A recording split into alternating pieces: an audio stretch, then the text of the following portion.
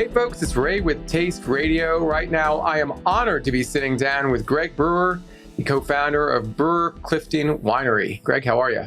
I'm good, Ray. Thanks for having me on the show. Thank you so much for joining me. I got to start with this because I'm sure there's going to be people who are going to make this joke. You're a winemaker. Your last name is Brewer. People are going to be like, hey, shouldn't you have been a beer maker? How often do you get that joke? A fair amount, surprisingly. I mean, in honesty, less, I think, a bit than I used to. But yeah, nonetheless, it's pretty common. And the funnier element of that is when literally that question is posed with the spirit, like I've never heard it before.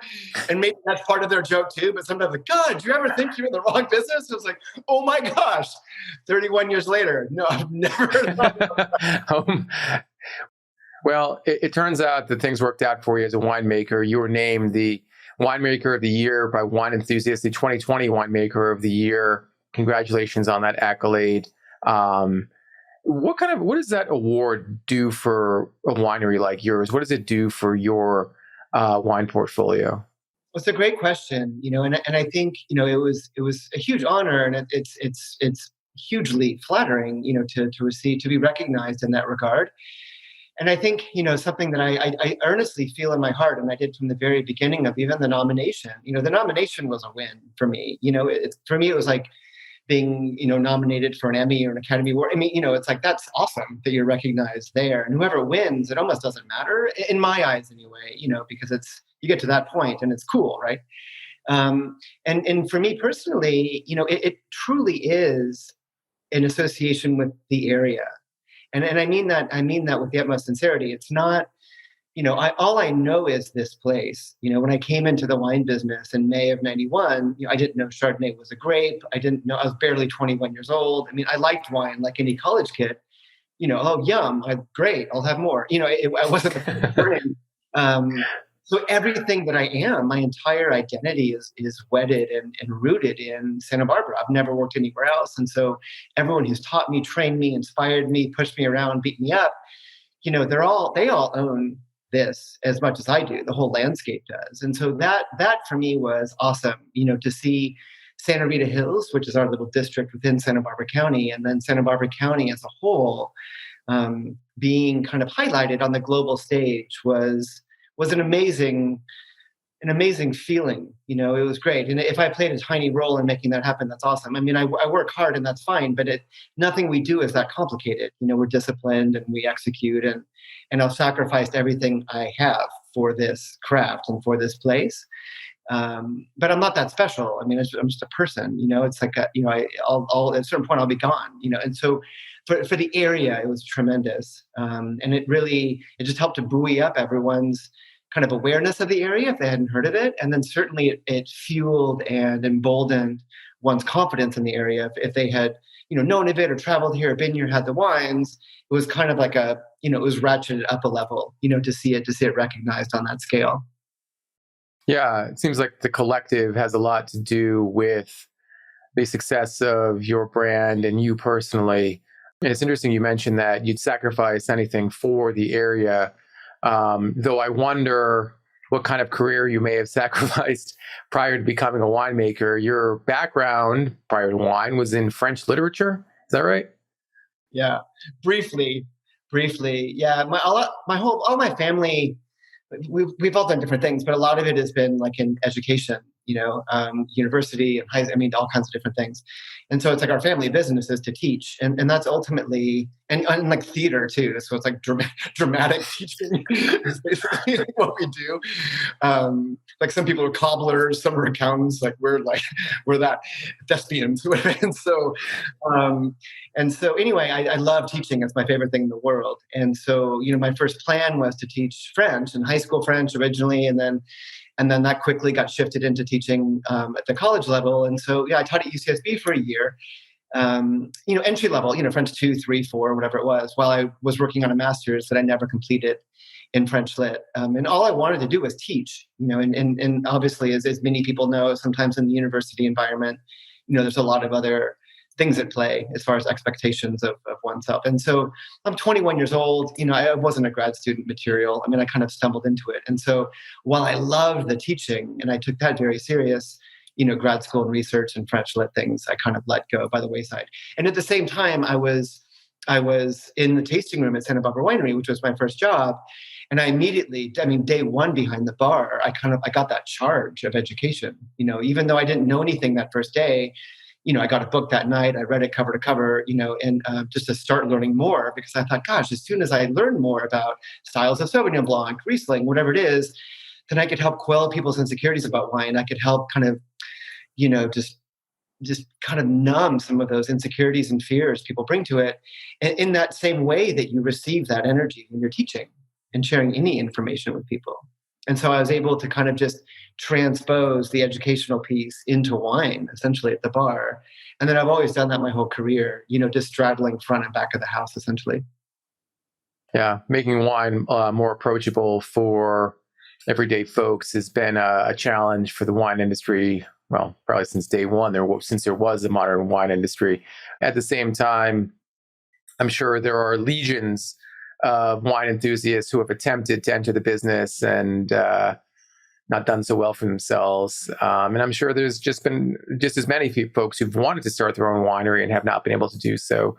Why did you want to start a winery? Yeah, no, it's a great question. And I was thinking about that. It just made sense at the time, and I was thinking about that concept just the other day. And I really don't know, I think it's interesting. Wine's been around for a bazillion years, right? And it's very primitive. It's very barbaric. Nothing's new, it's like, it is what it is. And so, when we started, I was thinking about that motivation, and hopefully it wasn't like an arrogant, I was 26 years old. Hopefully it wasn't like, oh, I've got this figured out, this wine thing. Let me show everyone around the world, But literally, I think it was being inspired by those heroes around us, that, be it in Europe, or certainly mostly in California, Russian River, and down here in Santa Barbara. These idols, like these amazing people that were pursuing their own thing, and they were working at bigger wineries, or they started their own small ones. And so it was almost like a mashup, it was taking little pieces of here and here and here, and then kind of morphing it together and dropping it into this landscape of what would become Santa Rita Hills, that was proven by a handful of the true pioneers around here, like Richard Sanford and Brian Babcock and Pierre Lafont, a handful of others. But it was still small. It was still kind of under the radar. It was like a surf spot that wasn't crowded, or a fishing hole where, there's still tons of fish because the boats hadn't figured it out. And so it was like, oh my gosh, we'll take what we've learned and kind of wines we've had from different places, and then we'll meld it together here. And wouldn't that be cool to see what would happen?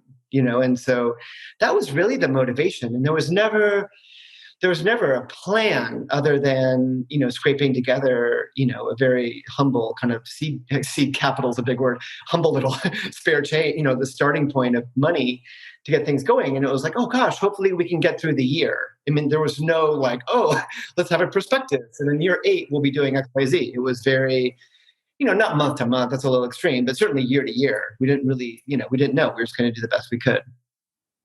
I feel like, I don't know, maybe you've already done this. You probably should, now looking back, create a business plan, or at least some sort of blueprint business plan for budding wine entrepreneurs, called How to Start a Winery with $12,000.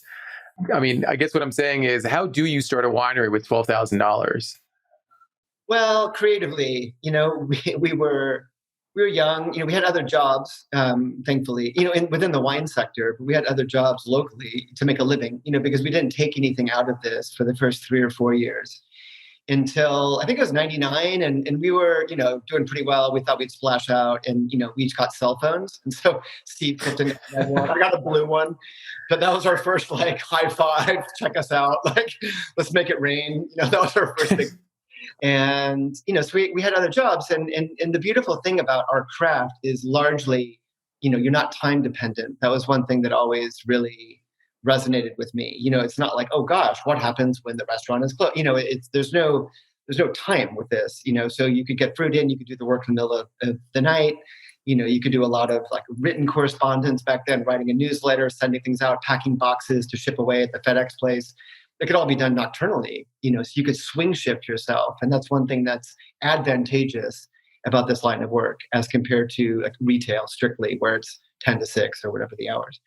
And so that was, that was one thing. And then again, just being like watching, and just like anything in life, if you don't have a plan B, or you have no other choice but to make things work, you make them work, and you know the stakes when you have to really deliver. So, I've heard tons of stories throughout my life of like Rihanna when she tried out in front of Jay-Z in New York. I've heard that in her interviews, and it's like she was like, "Game on! This is your chance to not be nervous." She was a teenager, but to do that. And so there was a futures program, in the spring after the fall of '96. It was like in February of '97, very prominent locally. And it was like, gosh, we need to be accepted in this little futures program. We need to be written up. We need to sell some wines in advance, so that we can get some cash flow to pay for packaging, and then we'll bottle it early in the summer so we can hopefully sell out at the end of the summer so we can get, stay on the hamster wheel and kind of do harvest again, and you make it happen. You make it work, because it's not like, oh gosh, I wonder if we should do this. It's like, you have to do this. And so you're motivated by different things, when it's a need, not simply a desire. Why was it a need? Why was there no plan B? Well, because there's no other money. I mean, if we didn't sell out of the wines, we wouldn't have bought fruit again, and we would have ended after a year. So the only way we could have kind of kept it going was to do that. And what's interesting is that then you're armed. It's like anything else. Like, you're a kid, you're riding a bike, and you get a flat tire, and you're like between your house and your school, like you figured out. You know what I mean? You ride on the flat tire, you walk your bike home. I mean, it's not like, oh, let me call someone, I'll get picked up. I mean, I was raised in the 70s, like that wasn't an option.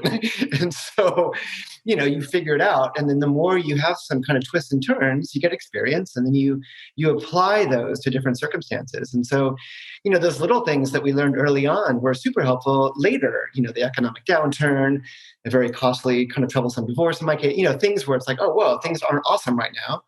But then you kind of like, well, we've gotten through this. Like, we'll figure it out. We'll do it. And we'll, I have a big octopus tattoo on my arm. I mean, part of it is like animals that are really inspiring to me that can adapt, to survive, to distract an enemy, to sever an arm off and grow another, to look like something else. That's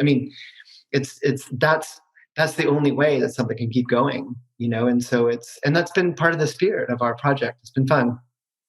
Did you at the outset realize the potential for a brand, or is it more about, let's just create great wine and see where this goes and build a sort of brand identity after the fact? A little bit of both, I think. It's such a thoughtful question you posed. It's a little bit of both. I mean, I think, it was kind of taking from models that were already in place, like, William Sellium up in the Russian River, and Bert Williams. That was like really the original, that in Calera, this early William Sellium, like the original, like culty, Pinot person in California. And Bert Williams, had a home down here in Santa Barbara, and he was best friends with Chris Whitcraft, who kind of did some work at the winery where I worked. So I got to know them. And I'd read about them in magazines, William Sellium in magazines and covers of magazines, and like, it's like crazy. And then he was like the coolest guy, and so it was kind of like, wow, like that's awesome. And their, I don't say template, that seems formulaic. Their protocol, their aesthetic, their ethos, I guess, William Sellium was just kind of translated down into this environment. So it wasn't like chasing like a cover band, like, oh, we want to be like William Sellium. It wasn't that. It was like, wow, that's really cool. Why don't we like put our own spin on that general trip, And so that's how it started. And it wasn't really, and then it was, when we started, while we didn't have a business plan or anything, we were very convicted as far as our approach. And so it was very much this kind of reliant on removal of self and raising everything the exact same in this very static atmosphere, so as not to impose bias or judgment on anything. And so it's a very tidy package. I mean, the story is very easy to tell and to get your head around. You may or may not agree with it. That's not for me to control. But the storyline is like, oh, I get it. That's what you both do. That's what Brewer-Clifton's about. And we've never wavered from that. So I think that's helped to kind of give some strength to the project, because we've never, there's always temptations. Oh, maybe we should this, maybe we should do that, and the thing is to be loyal to like that that plan. And I think that loyalty has been helpful in our overall success because people know what they're getting with these wines. People know, the storyline, and they feel comfortable with the storyline because it's very concise and very compact and very steadfast. What are the key elements of that storyline? How do you communicate what you guys are doing in a way that is, I guess, efficient, yet also stylized in a way that is going to attract attention, not just from the consumer level, but from the trade level as well? Sure. Yeah. So, we're wedded to a little 8-mile stretch of land, called the Santa Rita Hills that we, collaborated to help, map and define back in the late 90s. And so there's provincial loyalty and provincial kind of hometown pride kind of things that people can understand. No matter where one's from, there's always that like, oh yeah, that's my hometown, and this is my professional hometown. And so that's helpful. And then raising everything in a very neutral fashion. So, all really old barrels, everything's always raised the exact same. Vineyards are all interpreted the same, so vineyard to vineyard, block to block, clone to clone, year over year, it's the same. It's not, we're not, because who are we to alter the outcome of something? We do the best we can. And there's protocol, obviously, of getting from grape juice to wine, right? But that's like monkey work. I mean, it's very simple how we do it. It is. I mean, it's very simple. It's not a big deal. When you're working with great produce, right? It's like you go to the farmer's market and you bring a tomato home, like some heirloom tomato from someone, and what are you going to do? Slice it and put salt on it or a piece of basil? I mean, it's not hard because it's already there, and so that's the Brewer-Clifton thing. So everything's raised in neutrality. And then we're immediately adjacent to the ocean, and it's a very cold Pacific where we are. And our valley opens up due west onto it like a mouth. And so within the messaging and vernacular of the project, there's also a huge role that the ocean plays. And that also is very sensual, and people can relate to it as well. Cold and wind and fog and desolate soils and kind of sand and that kind of lunar landscape. And people are usually pretty down with that too. So you think about this kind of cold, foggy, bundle up in your fleece and be contemplative, like on a beach walk when it's kind of cold and foggy and salty, and then kind of all that's harnessed and raised in a neutral setting, and then it's like, oh yeah, I got it. That's Brewer-Clifton in a nutshell. I mean, that's all there is to it, really. And the rest is just being careful, and doing things the same all the time, and I think, in that, I mean, even that, I mean, that was a pretty tight story for you, but I mean, that could even be abridged, and it is. If I'm pre-shift in a restaurant, I've got 20 seconds with servers, which is my favorite. It's like an adrenaline rush. That's my favorite thing in the world. But it's like, a couple quick, buzzwords about each wine, boom, boom, Chardonnay and Pinot, and then that, neutral, ocean, salt, savory, wind, cold, whatever, boom, done, and you can handle that. And there's so much input in our lives. I mean, there's so many wineries, there's so many vineyards, there's so many styles, other beverages, everyone's on their phone, everyone's a little bit distracted. I mean, attention spans are finite, more so than ever. And I think we'd all agree on that. And so that the message has to be loud and clear. It can't waver. For me, it's not like a normal winery. It's funny. Like it's I mean, I love Japan. I love being there. I love watching that culture operate. It's really, it's not for everybody, but it's crazy inspirational for me.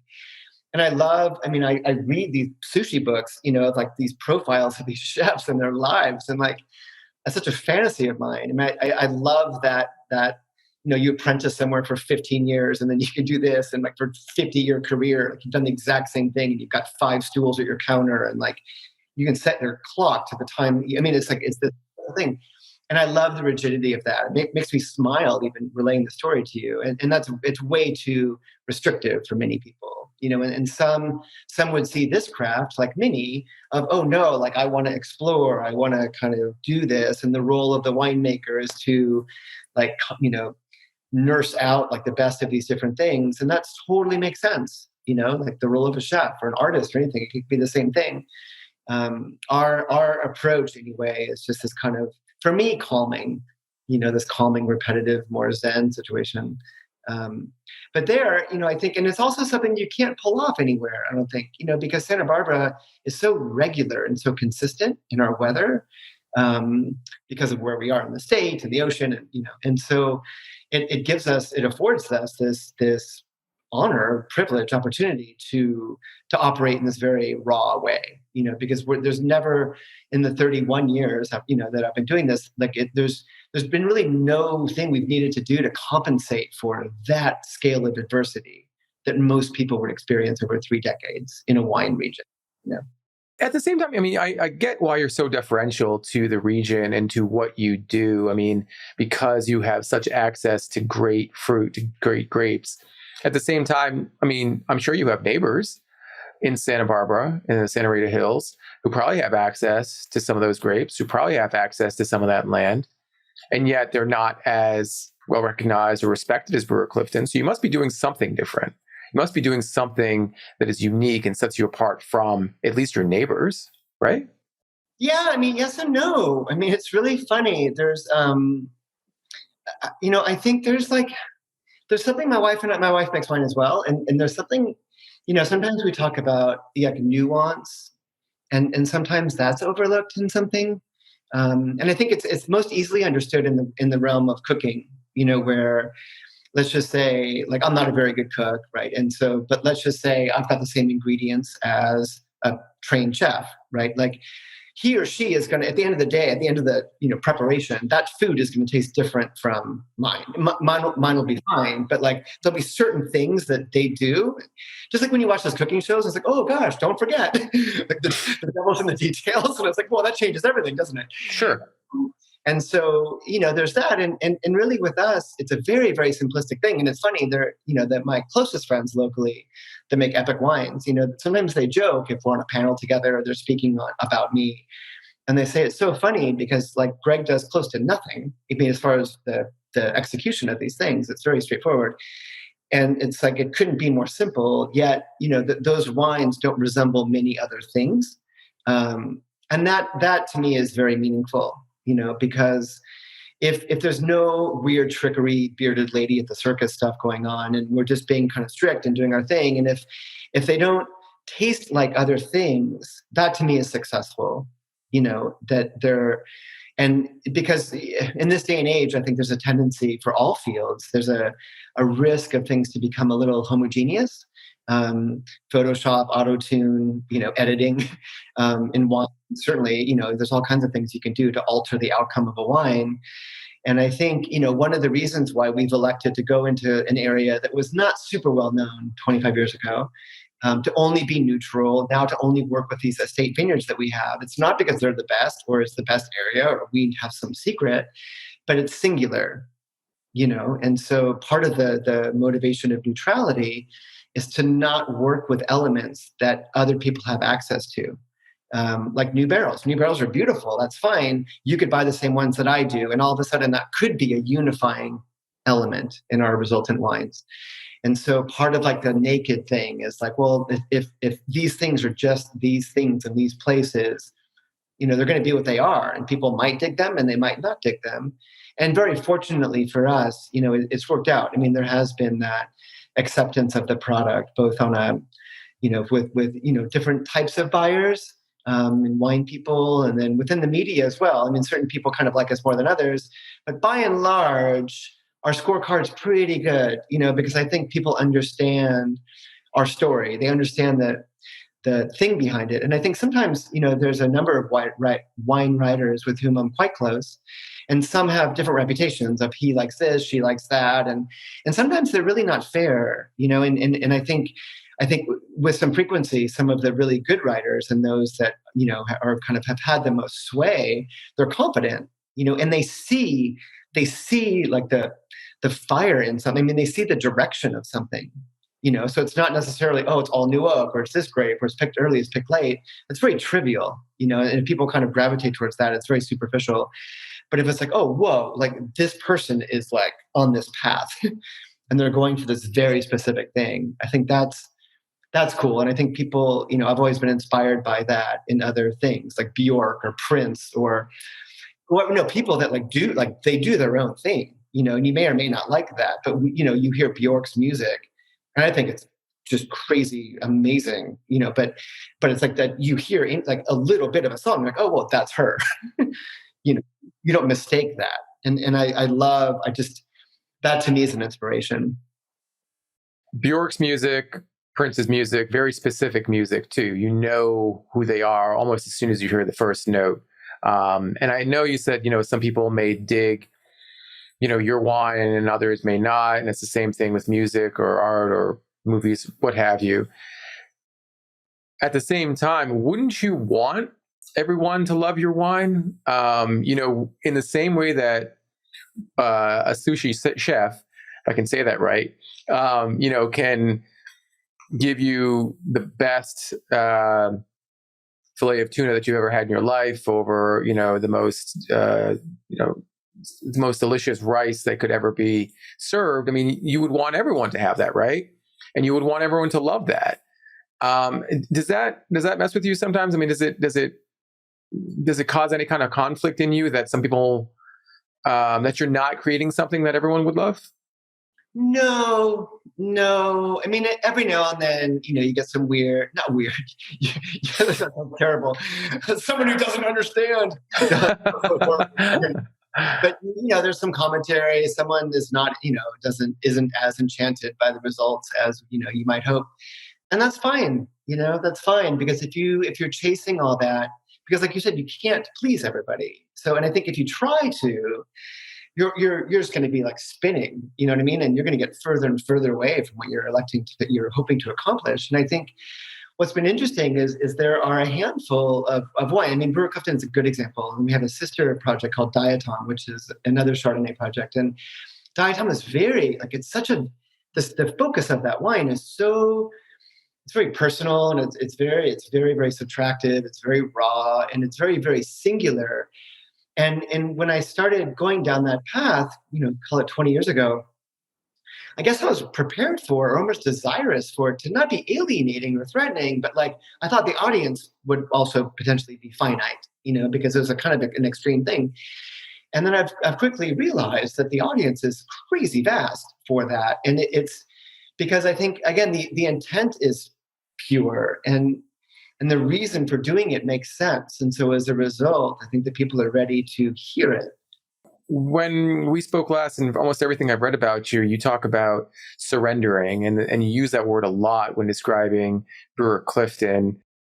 Giving into something. I mean, I think about, espousing oneself to somebody else, and which is kind of the way I have to Santa Rita Hills and to Brewer-Clifton ultimately. And I think, there's you could be attracted to a bazillion different people. I am, and I'm attracted to tons of other regions. I mean, I see them all equally, Russian River, New Zealand, Texas Hill Country, upstate New York. They're all the same in my eyes. They're beautiful people, like very like representative wines. It's cool, so that's all cool. It wasn't like I picked here, like, oh, that's going to be the best area, I'm going to go there. That wasn't it at all. But I'm here. So very much like when you marry someone and you commit to that person, you can give in, you can be raw, you can be naked, you share secrets, you're vulnerable, ideally, and when both parties are doing that, then the relationship can grow, because you're not, trying to control things, or you're not protective, you're not defensive. I think you used the word vulnerable at one point. It's almost like your confidence in your brand and in your company has to be, I guess, moderated with this idea that you have to change, that you have to be a little different. Would that define vulnerability for you? Or is it something else? Vulnerability is part of it. Loyalty is another, and the notion of being true to something, and I've thought about that, especially as I've gotten a little bit older. And I had the huge good fortune, it was, 4 or 5 years ago, of having lunch with Diane von Furstenberg in New York in her office with my oldest daughter. And she was the coolest lady. And I asked her, we're talking about different things. And I said, how have you endured this, from Studio 54 and that whole scene, and being a princess before, and bankruptcy. I mean, all these cancer, all these different things. And you are you in your wrap dress and those prints. And she said, always be true to your brand. That's all you have. Explaining or communicating that signature of who you are and what you're about is an important part of the message you send to the trade, the press in particular. Um, just like in the fashion industry, the press in the wine industry can help make, in some cases, break a winery. And I wonder how you've navigated the trade press for Brewer-Clifton, because you've had some pretty remarkable wins, and not calling Robert Parker part of the press, but I think, I don't know, I forget exactly what his quote was 5 years after you started, but it was it was so impactful that it not only put you guys on the map, it made you one of the most high profile wineries in the world, really. So I guess what I'm asking is, what did you learn from that experience, and how have you been able to work with the press since to help support the way you are communicating your brand and what you do to the end consumer? Yeah, that's an amazing question. I think for us, it's all been like storytelling and relationships and connections. And so at the beginning, we had this rule where we wouldn't send wines off to anybody. Like they needed to come to us and, to kind of have them in context.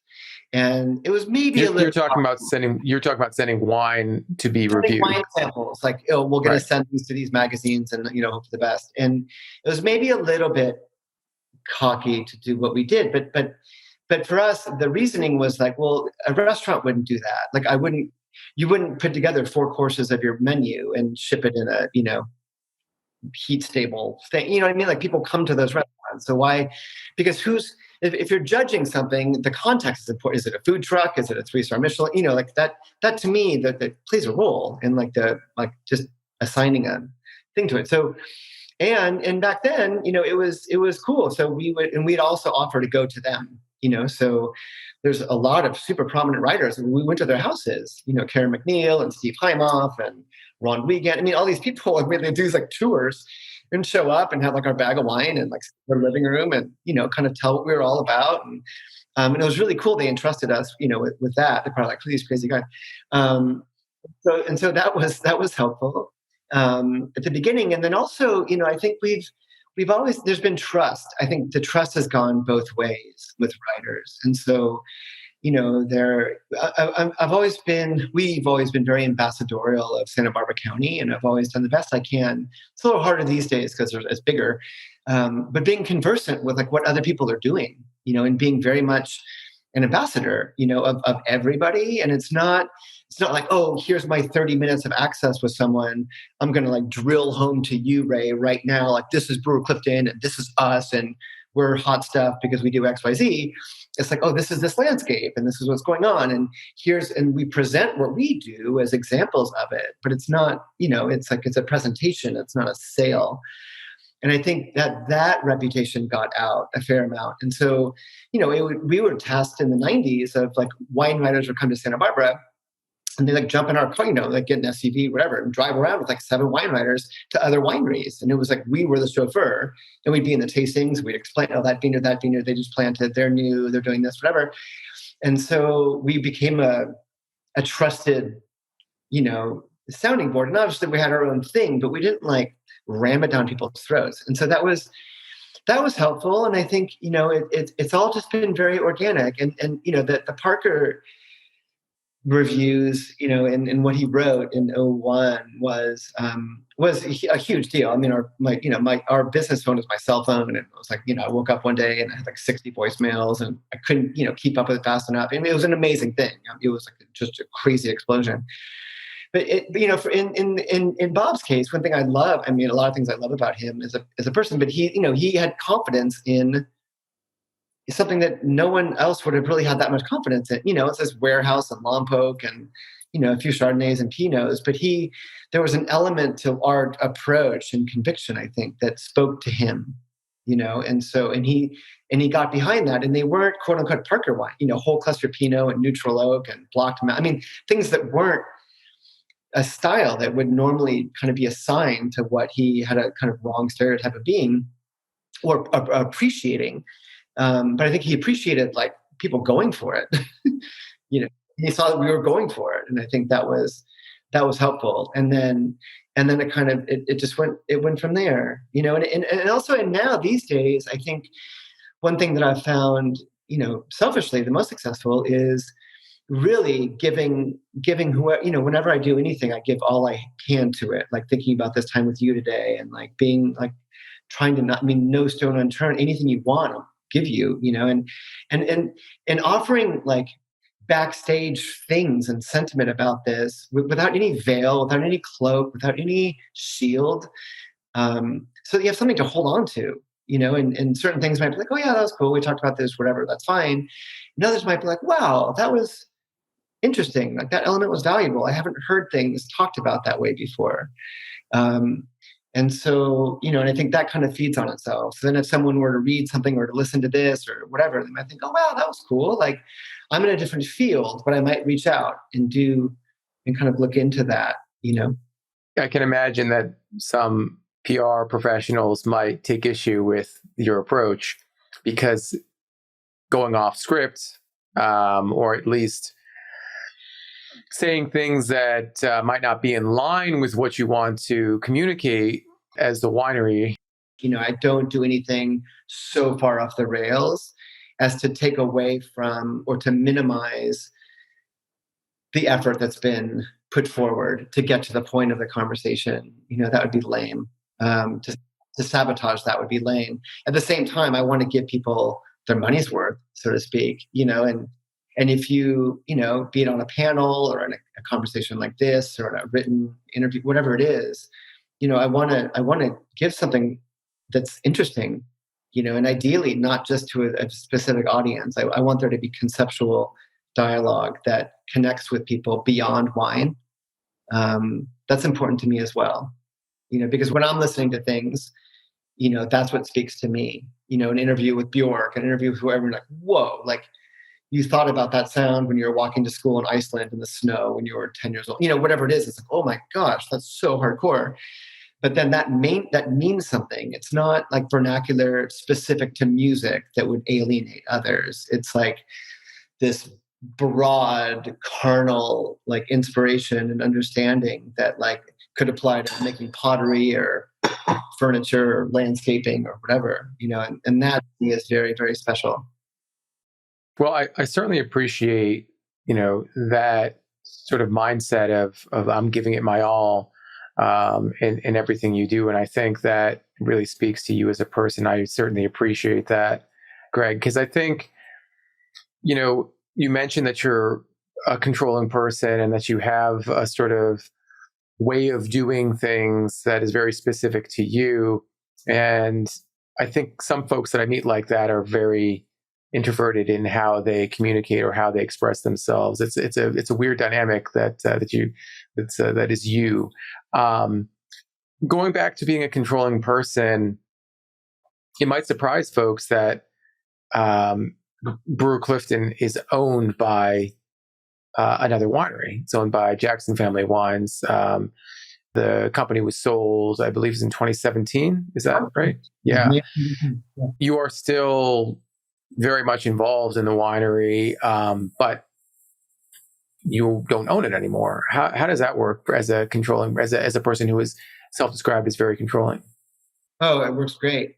I mean, in the past 4.5 years now, I mean, the wine, I've had some crazy good times, as we talked about some of them, and the past 4.5 have been the best.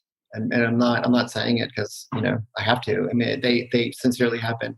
And the reason is that the freedom that's afforded to me is ridiculous. With Jackson Family, they still refer to the wineries as mine. They've never felt more mine. I've never felt more independent. I've never felt more supported, be it from the family, exec team, PR, legal, vineyard, farming, everybody, sales in particular. And something about myself, yes, I'm very controlling, but I'm also very service driven. I love pleasing people. I've learned about myself more so than, I'm the hardware store owner. Like I wouldn't sweep the floors that way unless it were my hardware store, and some people are that way, and that makes total sense. I'm not. I ended up owning things, wineries, because I love working. and it's like a refuge for me. And I think I'm like escaping personal things in my life. And so I seek refuge in my work, and it's therapeutic. And so that, it's productive, as compared to, abusing whatever, so I just work all the time, and it like, everyone's like, oh my God, that was amazing. And I'm like, oh, cool. I feel happier, and so it's a win-win. And, in this case, if you're alone, for me anyway, and you're performing and you're by yourself, and it's like, oh, that was a cool result. And like, awesome. And then, you move on, and that's fine. And now with people around, they're, oh my gosh, that was so incredible that you did this, you did that. I'm like a dog, it's like they throw the ball, I get it, I run back. I'm like, oh my God, Greg, you were so fast. And I'm like drooling, and I'm like, throw it again, throw it again, throw it again.